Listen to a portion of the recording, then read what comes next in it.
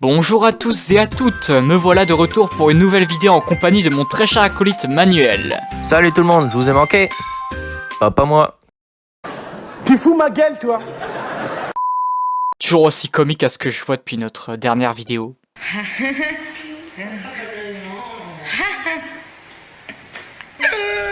Aujourd'hui, on s'attaque à un grand du jeu vidéo, je parle bien évidemment d'Ubisoft. Nous allons en apprendre plus sur son histoire, comment elle est arrivée dans le sommet du jeu vidéo, les problèmes de management des équipes racontés par certains salariés, et nous répondrons à la problématique suivante, comment Ubisoft réunit innovation, performance collective et management au sein de l'entreprise. Et lance l'intro Michel.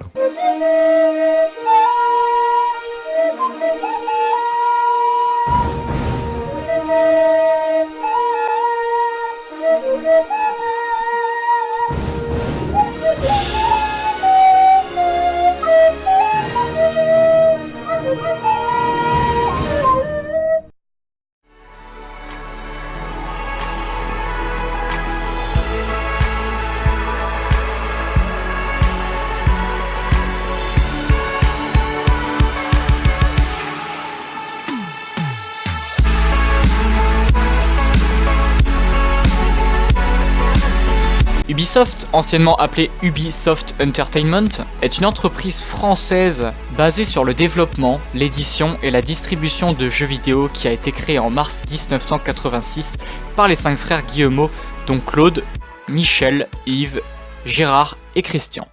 Oh les noms de boomers ici. Ouais bah figure-toi que t'es en train de te foutre d'une entreprise d'origine bretonne. Ah oui, c'est vrai. Elle a été créée dans le Morbihan et maintenant elle s'étend à l'international. De quoi faire dresser un poil de chameau tellement c'est incroyable.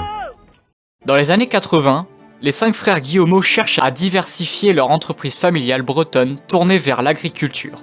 Après avoir fini ses études à San Francisco, Yves Guillemot revient en France et fonde Ubisoft avec ses frères. La légende dit que le suffixe Ubi désignerait Union des Bretons indépendants, mais il ne semble en fait pas avoir de signification particulière.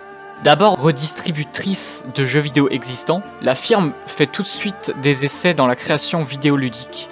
Dès sa première année d'existence en 1986, le jeu Zombie pour Amstrad CPC recueille un succès notoire.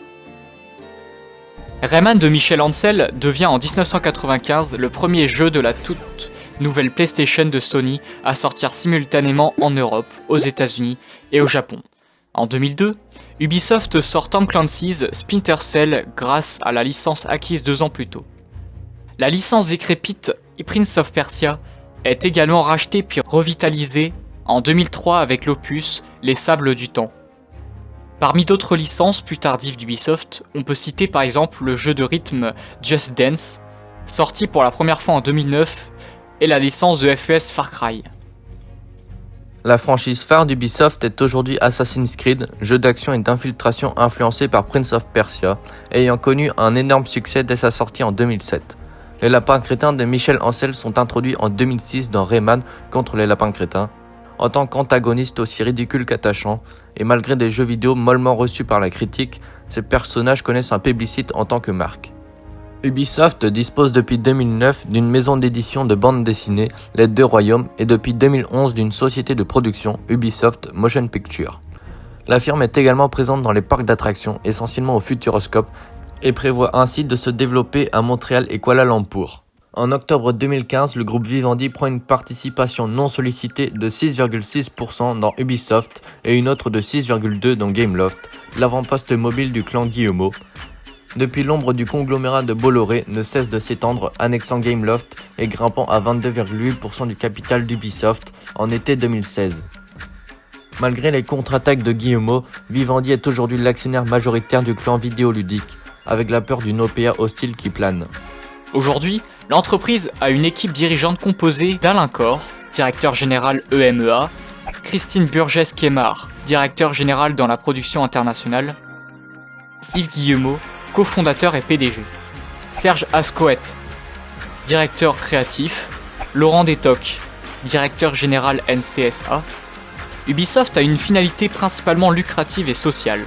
C'est une grande entreprise d'un effectif de près de 15 985 salariés dans le monde et son siège social se situe à Rennes. C'est une société anonyme son secteur d'activité est quaternaire.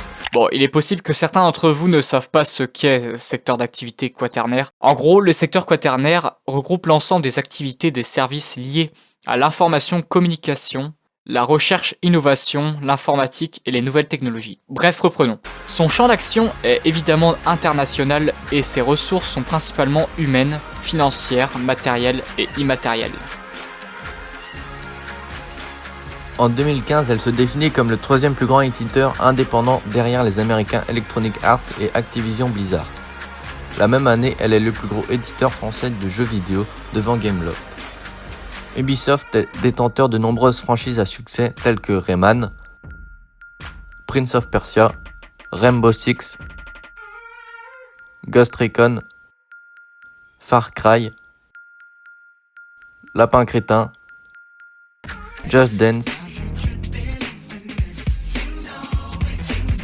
Watch Dogs, The Division, ainsi que Assassin's Creed. L'entreprise a connu peu de problèmes dans le niveau organisationnel et managérial, hormis pour certains salariés ayant déjà travaillé chez Ubisoft, se sont plaints de salaires trop bas, même si l'ambiance de travail est agréable.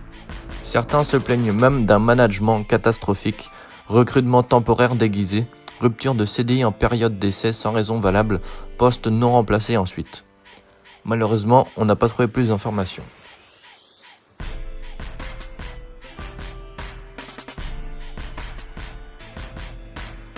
Ubisoft connaît une croissance fulgurante de 2010 à 2019, avec 10 000 embauches partout dans le monde et un management toujours plus à l'écoute des salariés, comme le confie la directrice stratégique et innovation Caroline Jehanter. L'innovation perpétuelle et la reconnaissance du talent sont des clés de développement chez Ubisoft. En effet, l'entreprise encadre ses salariés avec un manager pour avoir un sentiment d'appartenance comme dans les liens, les temps libres des salariés pour travailler sur des projets personnels après avoir convaincu le manager de son potentiel. Et il faut le savoir, Ubisoft n'est pas prêt de s'arrêter là et a encore beaucoup de chemin à faire. Dans l'avenir, Ubisoft projette une croissance ambitieuse et s'oriente de plus en plus clairement vers le cinéma d'animation, peut-être même vers des longs métrages, ce qui posera des défis de consolidation et de diversification. Le groupe sera également confronté à l'évolution des relations entre le centre et la périphérie et entre les différents studios installés un peu partout dans le monde, comme la Roumanie, Russie, Bulgarie, Chine, Maroc, Brésil ou Singapour ou autres. Comment intégrer les nouvelles filiales et partager les initiatives créatives des unes et des autres?